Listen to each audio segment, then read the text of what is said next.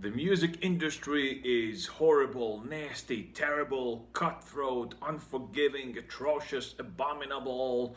You can never make it, and they just looking to step on each other and kill and cut each other's throat, and so on and so forth. And I'm not gonna tell you that this is untrue, but this is only as true as it is true with any other industry. Whatever industry you want to think about, it's the same. Big corporations are big corporations, and you have department managers and you have employees. Everybody's vying for the same promotion. Promotions open up periodically. Sometimes there's no promotion, and you have 30, 40, 50 people vying and competing for the same promotion. So they will do nasty things to each other. They're gonna do backstabbings, and same thing the managers. They're going to do exactly what's best for them at the moment. They're gonna choose an incompetent guy over the competent guy for 1,501 reasons, because they like the other one better, because they owe him a favor, because they owe the other manager a favor, because they're just in that kind of mood that day. So it's really that simple. The fact that the music industry has this reputation is simply because it's dealing with celebrities. We know it. We know these people, right? We go to the record store, we buy their records, we listen to them, they go on television. So they are household names, and by nature that industry is much more exposed, right? When you think about the automobile industry or the food sector, the food production, you just go to the store and you buy a loaf of bread, a gallon of milk, whatever it is that's on the shelf. You shop for an automobile, or you shop for a house, you repair something, you call a plumber. You see only that, so you don't see the corporate aspect of things. And so nobody interviews the plumber who comes to fix your kitchen sink, right?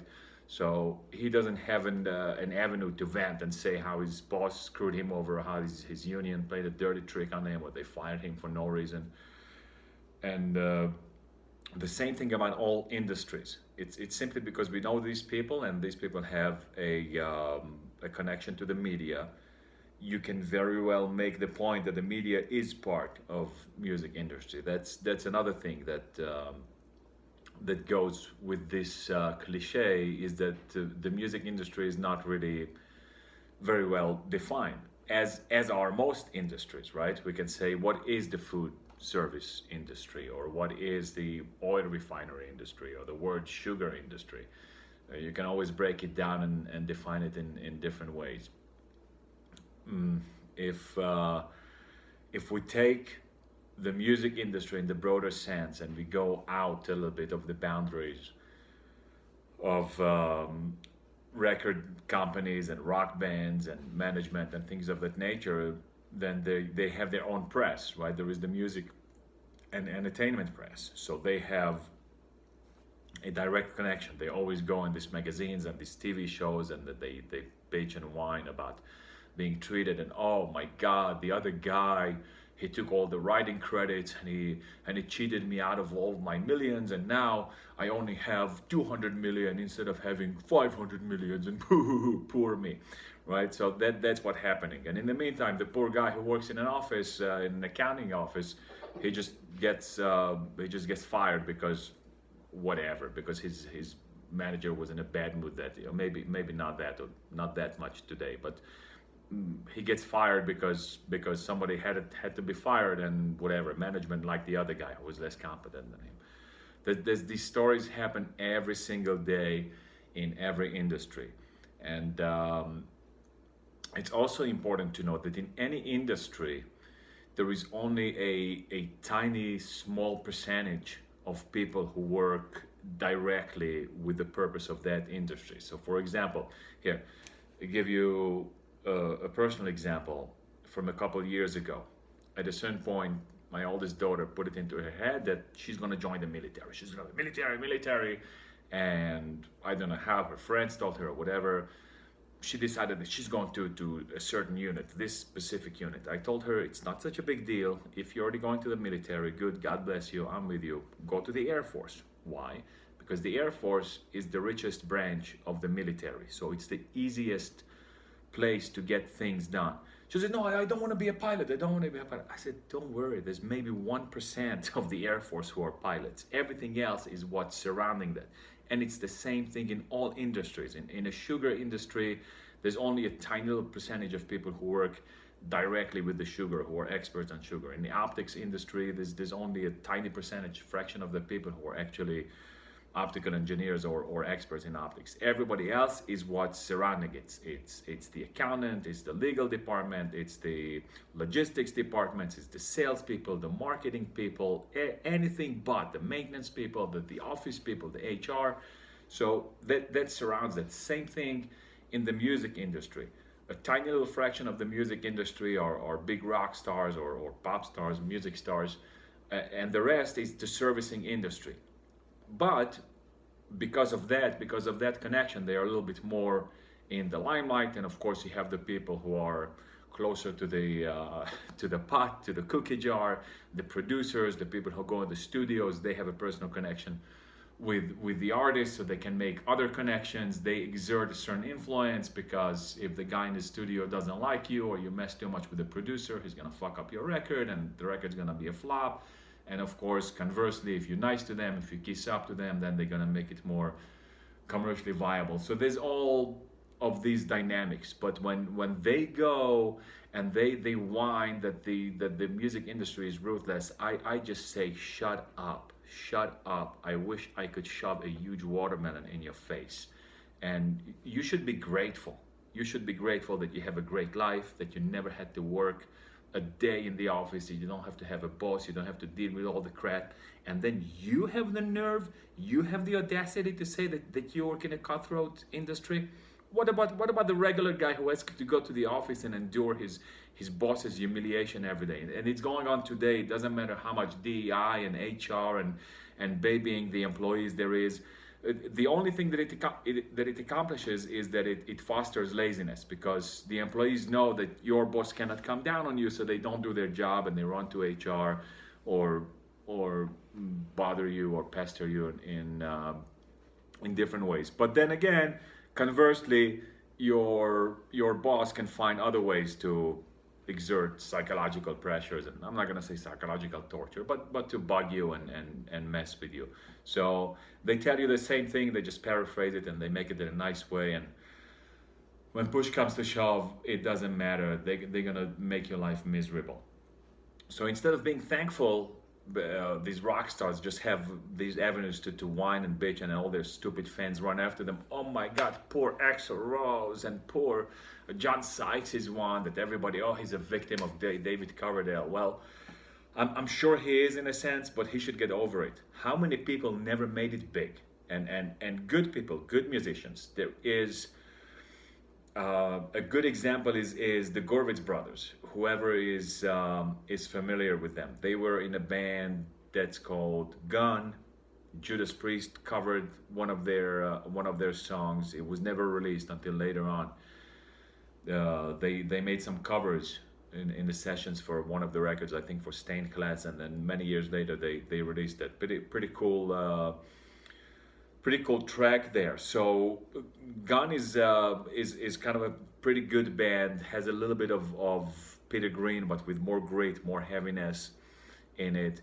Then they were in a band called Three Man Army. They had something with the army. So Gun, Three Man Army, and Baker Gorvitz Army. Great band. Great guitar player. A very, very great guitar player. I would put him kind of a crossbreed between, has a little Peter Green in him, has a little bit of Gary Moore aggression in him, has a little bit Rory Gallagher in him, with a little bit more punch and aggression. So great guitar player. And his brother Paul, a very good bass player and a good vocalist, good singer too. Never made it. Nobody knows who they are. Do you hear them bitching and moaning and whining? No, they went on and they did other things within the music industries. You can become a session player, you can become a producer, an engineer, a promoter. There's so many things, and this is just two examples out of who knows how many bands that were great, that had great potential and never made it big commercially. But yet, a lot of the biggest stars, they go on and they bitch and whine and complain Even I just brought you this example with John Sykes. You never hear Neil Marie, the bass player, who David covered and not only screwed him over, but that's really unforgivable. That's the one that I'll never forgive David Coverdale for sacking Neil Marie for no reason, just to have a cool, trendy American band after he made all his millions.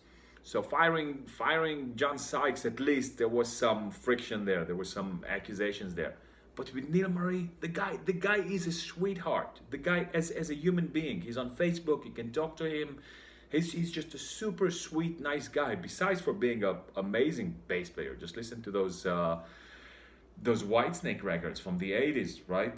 Don't Break My Heart Again, just this stomping, driving, great bass, and he's not being disturbing. He's always been nice and respectful to David and went along with him, and he was with him for many years. He was with him, I think, at least since Love Hunter, maybe.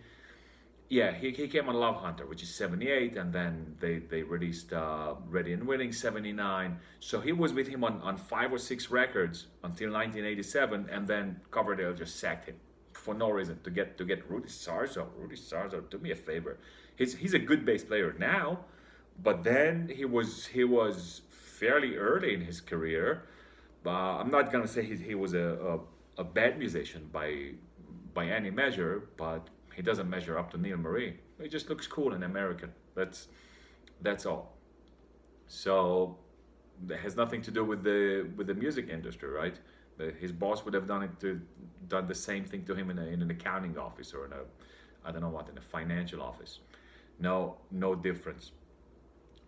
I've watched 2 very interesting interviews with 2 different people, and they both sort of went along these lines, but at least it's a little bit more intelligent than this. The first one was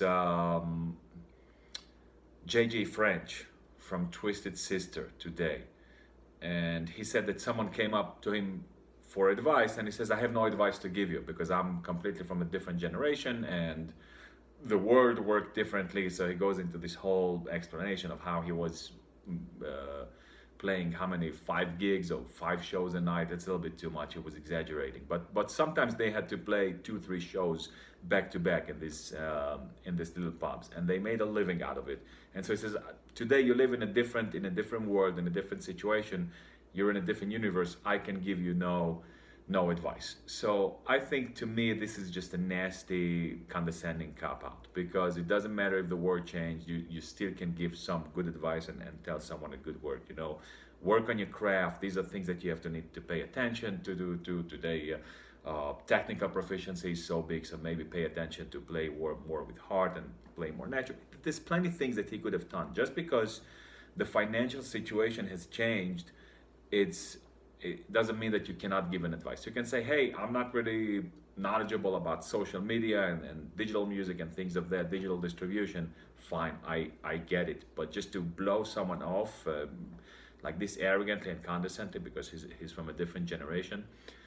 And the second one was David Damien. He is from a band that started, I think, in the late to mid 90s.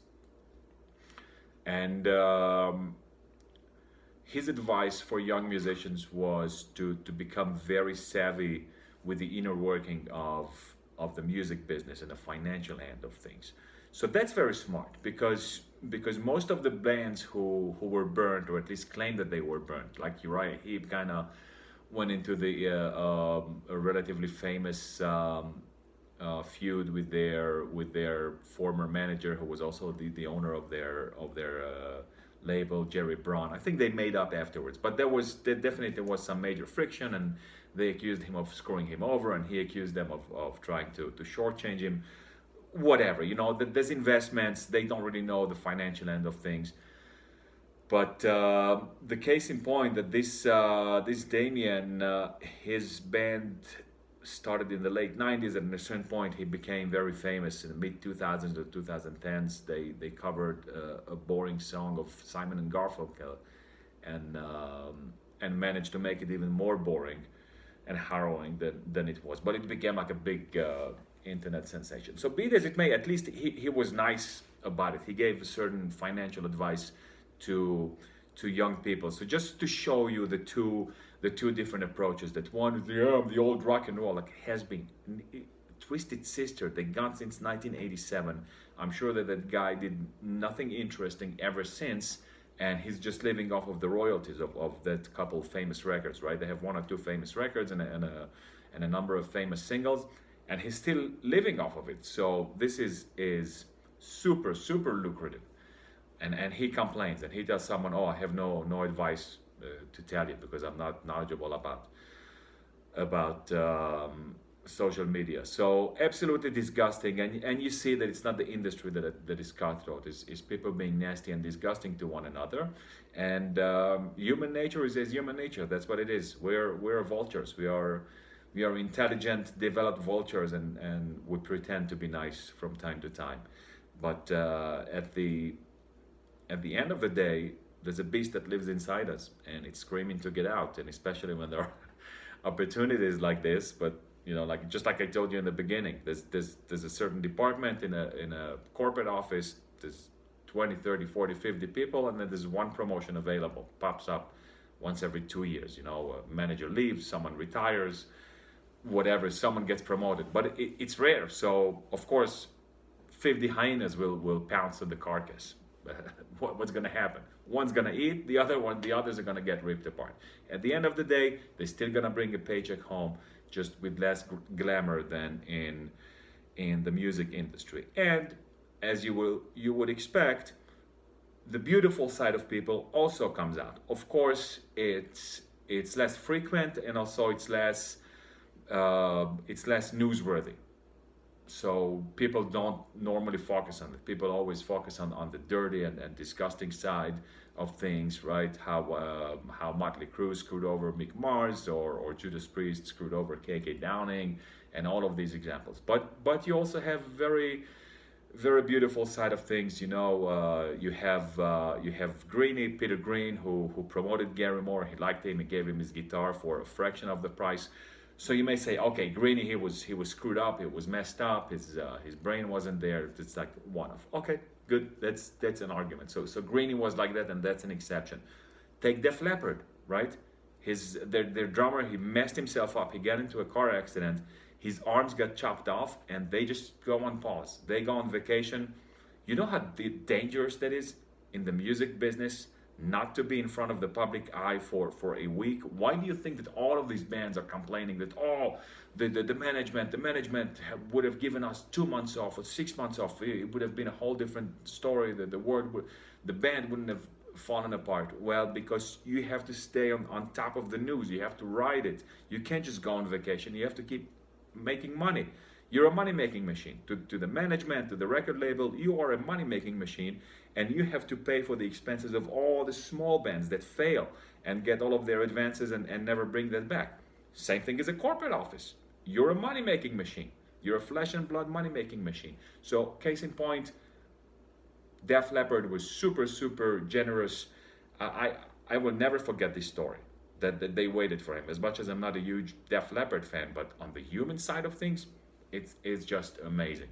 So people are always quick to point out the ugly side of things, and there's many other stories like this. The friends, Paul Kossev's bandmates tried to save him to some extent, maybe not so blatant, but there are a lot of beautiful things that a lot of times that people do other people favors because they believe in them, and that they pay up their expenses, or they let them to use the studio and things of that nature.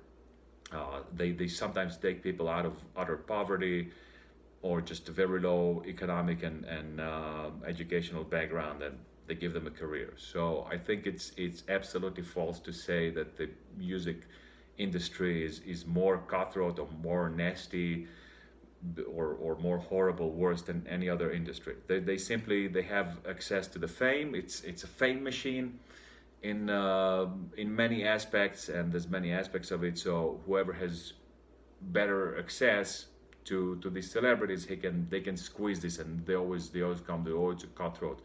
I think it's a lot of the music industry people are very complacent and very comfortable where they are, And that's again, that's another thing that they have in common with the corporate world. You know, sometimes you just get into your position and you grow into it and you feel comfortable and you make enough money and it's good and you don't want anything anymore and you're just vegetating there. And of course it impacts sometimes the entire industry, sometimes just your department.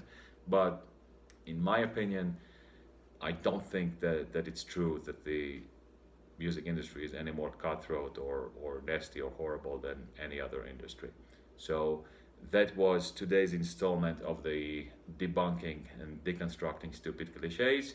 So until the next time, rock on and on and on and on.